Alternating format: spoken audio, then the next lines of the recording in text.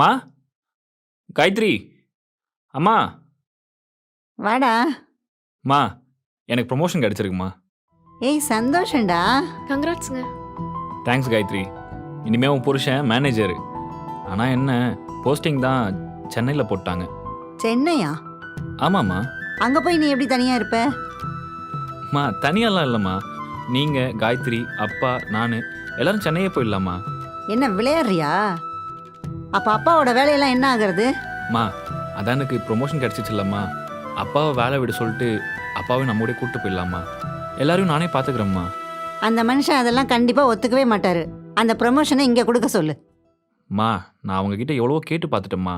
அவங்க முடியவே முடியாதுன்னு சொல்லிட்டாங்க. நான் என்ன பண்ணட்டும் நீங்களே சொல்லுங்கள். அப்ப இந்த ப்ரொமோஷனே உனக்கு வேணான்னு சொல்லிடு. மா என்னம்மா விளையாடுறீங்களா? எத்தனை பேருக்கு இந்த வாய்ப்பு கிடைக்காம அல்லாடிட்டு இருக்காங்க. எனக்கு கிடைச்சதை வேணான்னு சொல்றீங்க. அப்ப வேற என்னதான் பண்ணலான் இருக்க? அப்போ ஒன்று பண்ணுறோம்மா. நானும் காயத்ரி மட்டும் ஃபஸ்ட்டு சென்னை போகிறோம். அங்கே போயிட்டு அதுக்கப்புறம் கொஞ்ச நாள் கம்பெனியில் பேசி திரும்ப இங்கேயே வந்துடுற மாதிரி ஏற்பாடு பண்ணிக்கிறேன். அதானே பார்த்தேன். இதுதான் உங்க பிளானா? பிளானா? என்னம்மா பேசுகிறீங்க? உன் பொண்டாட்டி உனக்கு ஐடியா கொடுத்துட்டாளா? நம்ம தனி கொடுத்தனம் போயிடலான்னு சொல்லிட்டு. ஐயோ அத்தை, சத்தியமா நான் அந்த மாதிரி எதுவுமே சொல்லல. நடிக்காத. வேகமா உள்ள போகும்போதே எனக்கு தெரியும் அவங்கிட்ட ஏதோ பத்த வைக்க போறேன்னு. இங்கே என்ன நடக்குதுன்னு கொஞ்சம் யாராச்சும் சொல்கிறீங்களா? காயத்ரி சொல்லு, என்னாச்சு? இப்போ சொல்ல போறியா இல்லையா காயத்ரி? ஆமாண்டா, நான் தான் சொன்னேன். தூக்கி கொஞ்சம் ஒரு பேரம்பேத்தி இல்லையேன்னு சொன்னேன். காயத்ரி மா என்னம்மா நீங்க? மா ஏம்மா அவகிட்ட அப்படி பேசுறீங்க?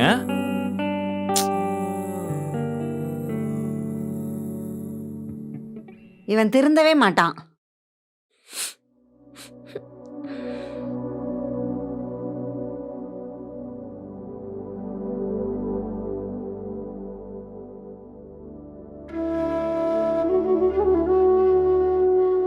காயத்ரி இந்த வீட்டில் என்ன நடக்குது? அம்மா இடம்னா ஏதோ பேசிட்டு இருக்காங்க. நீ எதுவுமே என்கிட்ட சொல்லல.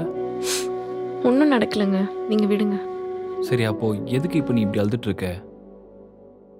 அம்மா இப்படி கேட்டாங்களேன்னா? காயத்ரி அம்மா ஏதோ குழந்தைங்க மேலே இருக்கிற ஏக்கத்தினால இப்படி பேசிட்டாங்க. நீ ஏதோ பெருசாக எடுத்துக்காத. அம்மா மட்டும்தான் இப்படி கேட்குறாங்கன்னு நினைக்கிறீங்களா?